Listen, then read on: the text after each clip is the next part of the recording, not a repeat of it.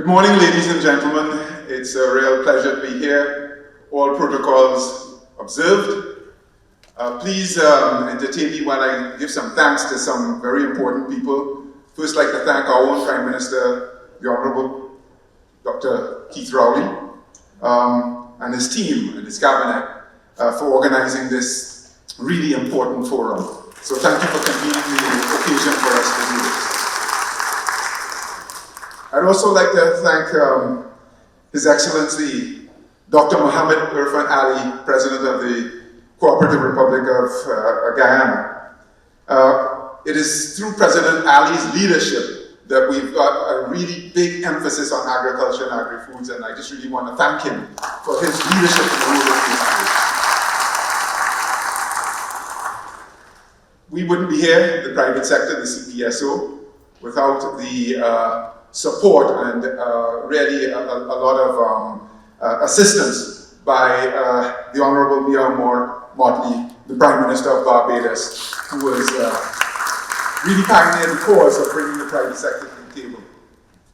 And lastly, I do wish to recognize His Excellency Chandrika Prasad Santokhi, President of Suriname, who was a fantastic host at the last conference heads in Paramaribo, to all of the heads of government and to all of the delegates who attended. Thank you very much, President So I really don't want to go into a long list like that, but I just really felt that I wanted to acknowledge and say thank you to these individuals and to all the heads who are here. The fact that we have so many heads of CARICOM here this morning is a tremendous demonstration of the commitment at the highest levels to this project to resuscitate and to actually create a fantastic and amazing initiative around agri-food production. So, ladies and gentlemen, you know that in 2000 we had this pandemic. And we were all on lockdowns and restrictions, and we're now coming out of that world of restrictions and lockdowns. But we've emerged into a new world, a world that didn't exist in 2000 when we shut down. A world that, quite frankly, is a little bit more, or quite a bit more volatile. We have global crises taking place with major disruptions associated with supply chains, global tensions, Russia's invasion of Ukraine, what we're seeing between China and the United States, and it's creating a lot of volatility in financial markets. We've also come into an environment of huge inflation. You heard the Secretary General talk about growing food prices and the implications of that, growing fuel prices and the implications of that. This is made worse by the strengthening of the US dollar, which creates additional challenges for developing countries, small island development states, balance of trade. We also have these profound climate vulnerability incidents with amazing fires, droughts, floods, that again are interrupting the supply of food around the world. And ladies and gentlemen, this creates a really, really challenging set of implications for us here in the Caribbean, in CARICOM. It is our lowest income families and people who are most affected by this environment in which we find ourselves. There was a study by the World Food Program that found that 32% of the CARICOM population reduced food consumption between 2020 and 2021. And that's before the crisis of inflation that we have right now. With some families missing at least one meal every day. Against this backdrop, there's an emergence of some worrying protectionist policies that I know that in our negotiations we've been trying to work against. But think of it. Imagine that there are food-producing countries, big developing countries, who are now implementing food export bans for humanitarian purposes. Imagine that the World Trade Organization had to actually have a meeting and ban the banning of food export for humanitarian purposes. That is the kind of protectionist environment in which we are finding ourselves with a need to innovate and, address our stories ourselves. Food security has clearly become front and center, a critical issue for our own survival. It is very clear to us that we're not going to get help from our colonizers of the past.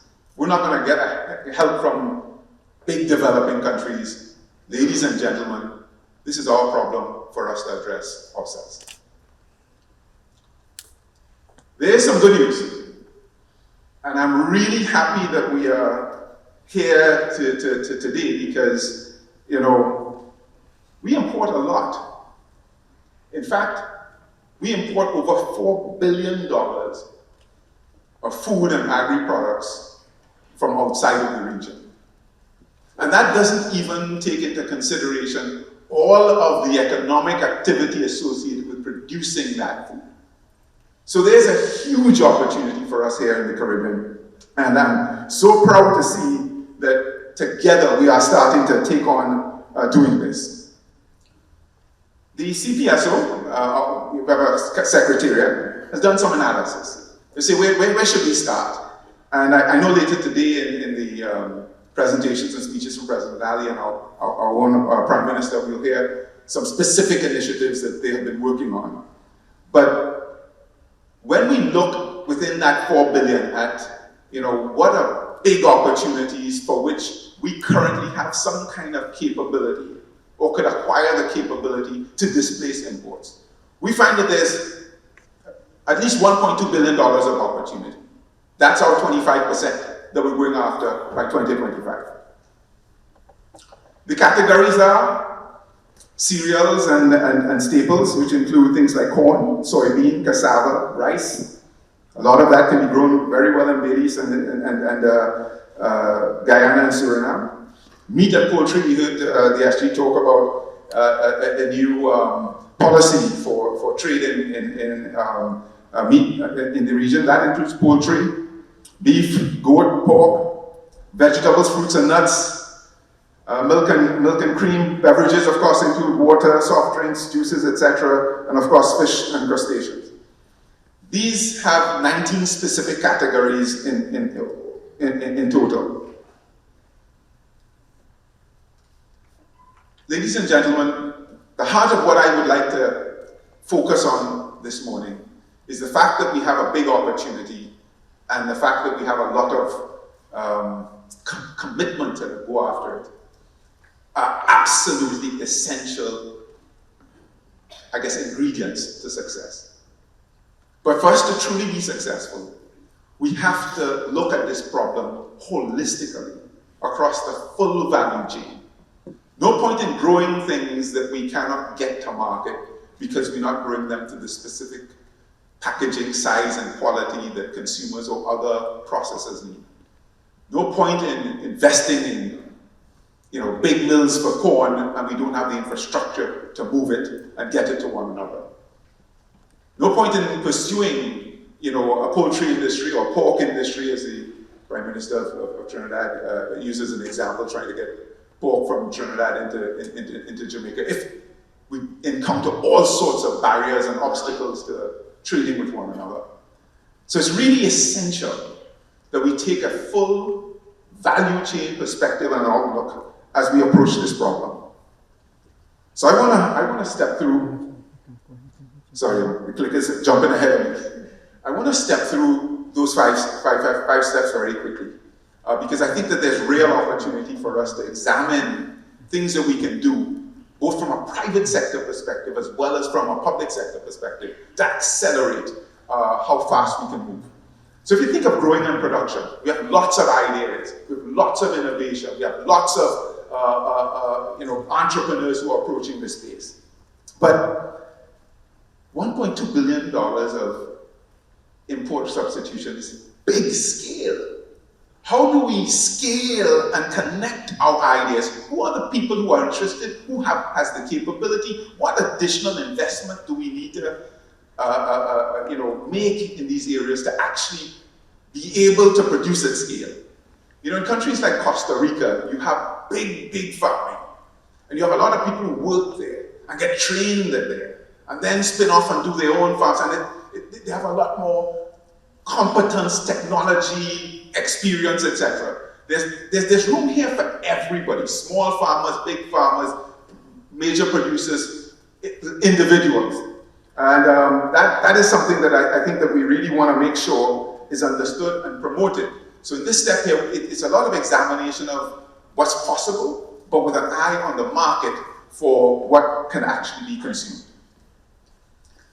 We have a number of great innovators in this space, and I want to use my time this morning to highlight one of them. And he's here today with us, a young man from St. Lucia by the name of Johanan Dujon. Johanan is the leader, the innovator of a growing and production space for a company called Algas Organics. It's a unique business out of St. Lucia and is solving the problem of sargassum seaweed for our region. Sargassum seaweed is a plague. What Algas does is that it takes seaweed, which is a real nuisance, and actually converts it into a biostimulant to help crops grow. He has been testing this biostimulant in Florida and has had fantastic results based on the trials that he's been running. So you've got a product that is environmentally friendly, a product that is substituting for fertilizers that are getting increasingly expensive, a product that is, quite frankly, nothing short of brilliant. It has the ability to generate foreign exchange. And this is just an example of just an amazing piece of innovation that's happening right here in our region. And he's on Expo and he is here. I really do encourage us to stop by and learn more about what he's doing. He's currently seeking investment for those of us. The Massey Group of companies, through our Nudge initiative, already invested $100,000 in Johanan's business and helping him with business promotion. This is the kind of thing that we need to do. How do we accelerate this? How do we do this and get this to happen faster? Well, there are a number of ways we can accelerate our pursuit of the 25 by 2025 objective. And I know that we've been discussing a number of policies, SG.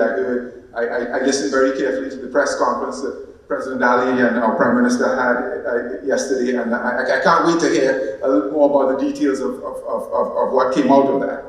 But we do need specific programs, whether they're domestic or regional programs, that actually say, here, this is the incentive for growers or producers or farmers in a particular area, whether it's granting of land, whether it is assistance in different things that have really been difficult in the past, like perennial larceny. What kind of funding assistance is available?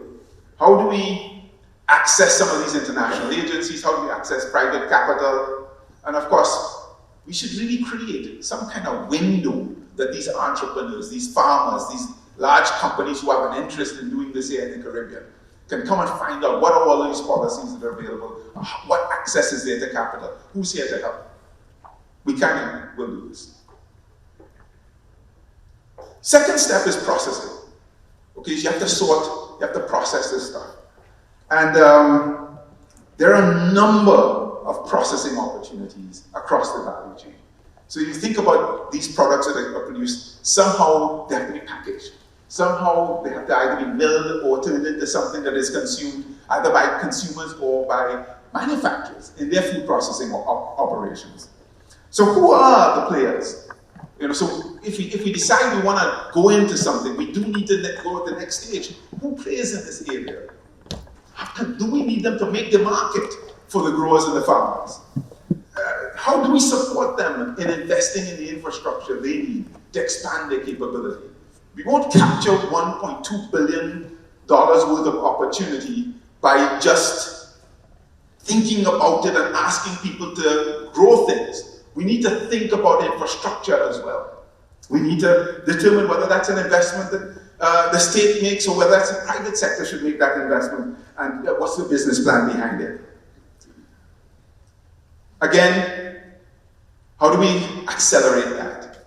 We need to think about, whether there's infrastructure investments that should be made by the state, whether there are different incentives through accelerated tax reductions, or specific support for innovation, connecting parties who have interest in this area with research, with technology that we know about, to be able to do this at scale to really make a difference in what we are pursuing. The third step is transportation. This is really, really important. This is one of those areas where we have a significant breakdown. So we need to really understand for each of the product categories that we're talking about, what is the need for transportation? It could be long-haul transportation. It could be within country. It could be sea. It could be air. We need to understand where are there disconnects and help with the specifications of what's the transportation network that we need to provide and create to make all of this happen. The good news is we are already thinking about this. We are already thinking about highways, truck infrastructure for some of the areas. I know President Ali of Guyana will probably speak about that. One of the areas perhaps that we need to pay more attention to is port infrastructure. We have the opportunity for huge exports, but do our ports have the storage capacity, the chilled and frozen food capacity to really be able to support what is necessary? And of course, we all know that the sea bridge between our islands is broken. And I know that there's an initiative being led by the government of Barbados, Trinidad, and Guyana to start looking at how we can create some sea bridges, whether it be Southern Caribbean, Eastern Caribbean, North and Western Caribbean, which I think is a very important initiative to be followed up on. Very quickly, I hit the last two, but they're both important. So if you think about brokerage and distribution, and I remember hearing President Ali say that we need to, that distributors need to reverse engineer their supply chain to bring things in. I think that one of the things that we kind of need to do is basically re-engineer this entire value chain for us so that it works for us. So when you think about landing a product in a country for export purposes, who handles that? What's the tariff situation? What's the sanitary and phytosanitary rules that you might encounter that might actually create challenges? Like Prime Minister Rowley shared with us yesterday the example of getting pork into Grenada and honey from pork into Jamaica and getting from Trinidad and getting honey from Grenada into Trinidad. These are real challenges, and it's really great to hear the ASG's reporting progress on the policies that have been adopted. Now we need to get those down to actual customs officers so that we can make this a true reality. When it comes to supporting this, I think there's a lot of work we need to do. The biggest challenge we have is around the rules of origin and CET, which is duties that we have and charge one another within the Caribbean and externally. And getting the right policies in place is going to be essential to achieve this 25 by 2025. We know that we've been doing a comprehensive review of this, rules of origin and CET. This work, quite honestly, really needs to be done, and I think it's going to require real emphasis from the respective heads of countries for us to get this work completed. We have a number of situations where, quite frankly, product from extra-regional sources enjoy more favorable duties and taxes and phytosanitary clearance than product from within CARICOM. So this is really critical work, and I know that we're taking it on. And the presence of our heads here, it really is a demonstration of that commitment. I want to share with you the poultry industry. We talked about it. I want to share with you because this is a classic example of the challenge that we have and why sometimes, we can be our own worst enemy among ourselves. So in poultry, when we examine the poultry industry, the duties and taxes on chicken coming into all 14 countries in the Caribbean, CARICOM, are different. The regimes are different. There's some similarities. We identified two modes. There's a set of countries that group towards protecting their producers, and a set of countries that group towards protecting their consumers. So where you have production, you have high duties and tariffs to protect the people producing. And where you have countries that don't produce, they want to make chicken as cheap as possible, an important source of protein, for their citizens. Perfectly understandable. But what's the result? The result is $150 million of chicken being imported to our countries from outside of the region. This 150 million is equivalent to 120,000 tons of chicken. We produce 285,000 tons of chicken in CARICOM. So this is not to say that we don't have the ability to supply this chicken. We have the growers, we have the industry. But it would require a CARICOM single market regime for poultry with the possible application of something like autonomous tariff quotas. I don't know if we can actually really get this done, but it is a very good example of how we in Trinidad parlance say, we cut track for booty to run, right? Because we have structured ourselves this way, we are actually importing from somebody else a lot of what we could import ourselves. I just use that example because I think right now that is used in quoted. It's possibly difficult for it to be resolved in that environment. This is something that heads would have to decide what they wanted to do. And lastly, ladies and gentlemen, it's what happens with wholesale and retail. So if you speak to any manufacturer, any farmer, any grower, a major concern and consideration they have to making investment and expansion is, can I get my product on shelves? And that is a real challenge. Retail industry, we're in the retail industry, inventory turn, margins on inventory, these are very important. Getting onto shelves is not an easy task. So we must, in this process, engage the retail and wholesale sector, and I'm very happy to know that we're here. We're here and fully engaged. The new chairman of the Caribbean Supermarket Association is also here. We're going to sign an MOU with them later today as well. But we have to find a way to connect these vehicles to consumers, back to the growers, back to the business plans that we're creating around the things that we want to produce. We have to get commitment to substitute stuff that they've been sourcing externally for CARICOM with produced products. We have to understand what they need and process the product to that requirement at the right cost to get them to be on board. And ladies and gentlemen, we also need to start a Buy CARICOM initiative. We need to orient ourselves as consumers, orient ourselves as retailers, as countries, to start to favor CARICOM. When CARICOM product lands in CARICOM countries, it is often treated less favorably than product from the United States, Canada, or Europe. This is something that we must address in our minds. This is a campaign that we must have in our hearts. This is something that we have to recognize, promoting colonialism ourselves. I'm sorry, ladies and gentlemen, I'm a little passionate about the topic.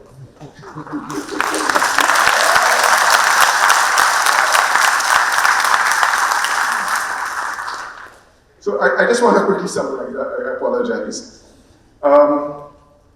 We have the imperative.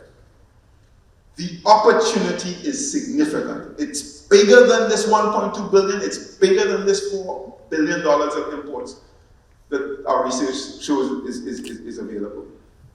This is something, ladies and gentlemen, that we can do by being smart about how we work together. We got to work together. You know, none of us has perfect insight into every part of this value chain. We, the CPSO, are happy to pull in private sector actors in the value chain. We are happy to connect them with broad initiatives and objectives that our governments are creating as opportunities for us. You know, when I was preparing to come here today, some friends asked me, Agri Food Investment Forum, oh Jesus, again, what is this really about? I mean, really, anything gonna happen? You know, I hope you get a sense and understand that this is a huge industry. Developed countries have big industry around this. And we have allowed our big industry to be captured by other people. Ladies and gentlemen, this is something that we can do. We are at a unique inflection point in time. The imperative for the CARICOM single market and economy is abundantly clear. CARICOM government's commitment is at a high, and you can see it this morning. And never before has the private sector been so engaged. The bringing together of our regional agri-food enterprises, distributors, transportation and logistics providers, our farmers, our retailers, and connecting them with regional governments through President Ali's ministerial task force. We recognize and really strongly believe that this is the highest possible opportunity for business success. And we will meet CARICOM's consumers' needs while achieving the envisioned macroeconomic and social objectives, including strengthening CARICOM's resilience to the fluctuations in global food markets. Ladies and gentlemen, this is something we can do. This is tangible, it's real, and for the first time I think we are all on the same page to really make this a reality. I really thank you all for being here, and to those who are listening broadly to this message, agri-food is a major industry for all of us, and we need to find ways to participate a lot more in it. Thank you very much, ladies and gentlemen.